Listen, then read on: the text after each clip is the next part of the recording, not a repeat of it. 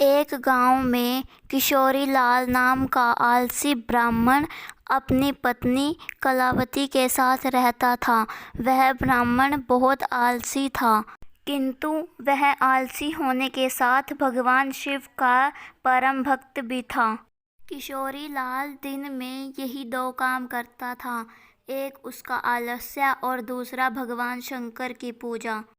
वह सुबह और शाम भगवान शंकर की पूजा करता और बाकी समय अपने घर में सोता रहता। इसी वजह से उसके और उसकी पत्नी के बीच हमेशा खटपट होती रहती। अरे सुनते हो जी, खेत में फसल पक चुकी है, फसल काटनी है, आप जाकर फसल काटो और आते समय खेत से सरसों का साग भी लेकर आना। भूल मत जाना, घर में आज पकाने को कुछ भी नहीं है, वरना खाना नहीं मिलेगा। किंतु किशोरी लाल अपनी पत्नी कलावती की बातों को अनसुना कर वापस सो गया। यह सब शिव पार्वती बैठे हुए देख रहे थे। पार्वती ने शिव शंकर से बोला, हे प्रभु, यह आपका परम भक्त है, किंतु यह कोई कार्य क्यों नहीं करता, हमेशा आलसीपन में रहता है, आप इसका मार्गदर्शन क्यों नहीं करते। तभी शंकर भगवान बोले, हे देवी, यह पिछले जन्म में एक आलसी गधा था और यह मंदिर के सामने हमेशा सोता रहता था। मंदिर में पुजारी पूजा करते तो मंत्रों के जप इसके कानों तक इसे सुनाई देते और सावन मास में इसकी मृत्यु हो गई। इसे यह मनुष्य जीवन तो मिल गया, किंतु इसका आलस्य अभी तक नहीं गया। सही समय आने पर मैं इसका मार्गदर्शन करूँगा। इधर किशोरी लाल को सोता देख उसकी पत्नी कलावती को बहुत गुस्सा आया और वह अपने रसोई घर में जाकर एक पानी की बाल्टी उठा लाई, किशोरी लाल के ऊपर पानी की बाल्टी डाल दी। यह सब देखकर किशोरी लाल को बहुत गुस्सा आया और वह उठा अपनी पत्नी के साथ झगड़ा करने लगा और उन दोनों के बीच झगड़ा ज़्यादा ही बढ़ गया। फिर किशोरी लाल गुस्से से अपने घर से चला गया और मंदिर में जाकर भगवान शिव की प्रार्थना करने लगा और रोने लगा। यह सब देखकर भगवान शिव वहां पर प्रकट हुए और किशोरी लाल को मनचाहा वरदान मांगने को कहा। किशोरी लाल भगवान शिव को देखकर पहले तो बहुत हैरान हो गया, किंतु उसने भगवान शिव से कहा, हे प्रभु, अगर आप मेरी भक्ति से ज़रा भी प्रसन्न हैं तो मुझे आशीर्वाद दीजिए कि मैं कुछ भी काम करूं वो अपने आप हो जाए, मुझे कुछ भी काम करने की ज़रूरत ना पड़े। तो भगवान शिव ने उसे कहा, ठीक है, मैं तुम्हें एक त्रिशूल देता हूँ, तुम इसे जिस भी चीज़ पर रखोगे तो वह अपना काम खुद ही करने लग जाएगा, किंतु एक बात याद रखना, अगर तुमने इस त्रिशूल को काम करते हुए रोक दिया तो यह वापस मेरे पास आ जाएगा। त्रिशूल को पाकर किशोरी लाल बहुत प्रसन्न हुआ और भगवान शिव का शुक्रिया किया और खुशी खुशी अपने घर जाकर अपनी पत्नी को सारी बात बताई।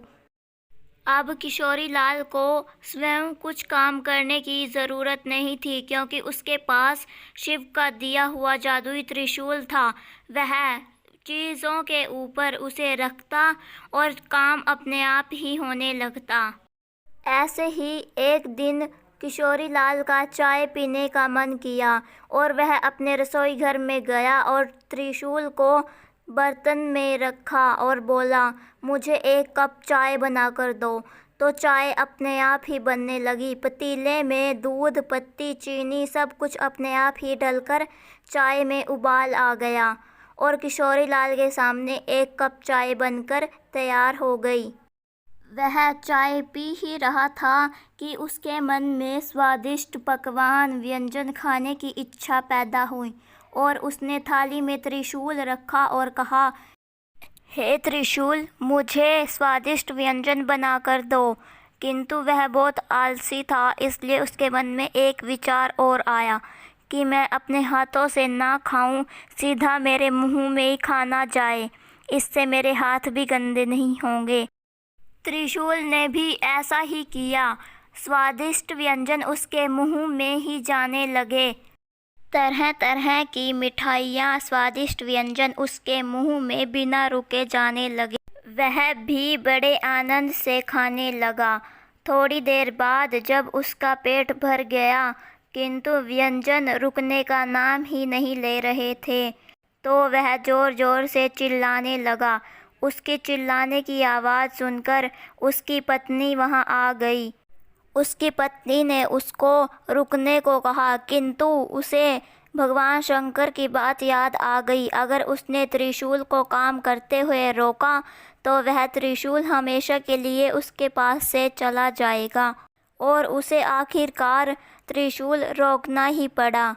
उसके बोलते ही खाना तो रुक गया किंतु उसका त्रिशूल भी उसके पास से चला गया। त्रिशूल को अपने पास ना देखकर उसे बड़ा ही दुख हुआ। किशोरीलाल मन ही मन सोचने लगा कि मैंने इस त्रिशूल को अपने हाथों से ही गंवा दिया और बड़ा दुखी होने लगा। किशोरीलाल अनजाने में ही सही जो भी काम त्रिशूल से करवाता उसे नियमित समय पर रुकने के लिए भी कह देता था, किंतु उसने स्वादिष्ट व्यंजन को रुकने के लिए ना बोला, इसलिए उसके पास से वह त्रिशूल चला गया। उसने जब त्रिशूल को चाय बनाने के लिए बोला था तब उसने यह भी कहा था कि मुझे एक कप चाय दे दो, इसलिए एक ही कप चाय बनकर उसके सामने तैयार हुई, किंतु उसने ऐसा व्यंजनों के लिए नहीं बोला, इसलिए वह नहीं रुके। और उस दिन से उसे एक बात की सीख मिल गई कि हमें अपने छोटे से छोटे काम किसी दूसरे पर निर्भर रहकर नहीं करने चाहिए, बल्कि अपने आप ही करने चाहिए। और उस दिन से उसने अपना सारा आलस्य त्याग दिया। वह सुबह जल्दी उठता, भगवान शंकर की पूजा करता और अपना काम स्वयं करता। आलस्य त्यागने से उसके जीवन में खुशियाँ आ गई और अब उसकी पत्नी और उसके बीच झगड़ा भी नहीं होता। अब वह अपने घर के सारे काम खुद ही करता और उसके जीवन में खुशियाँ आ गई। दोस्तों, इस कहानी से हमें यह सीख मिलती है कि हमें आलस्य नहीं करना चाहिए। अगर हम आलस्य करेंगे तो हमारा जीवन नष्ट हो जाएगा।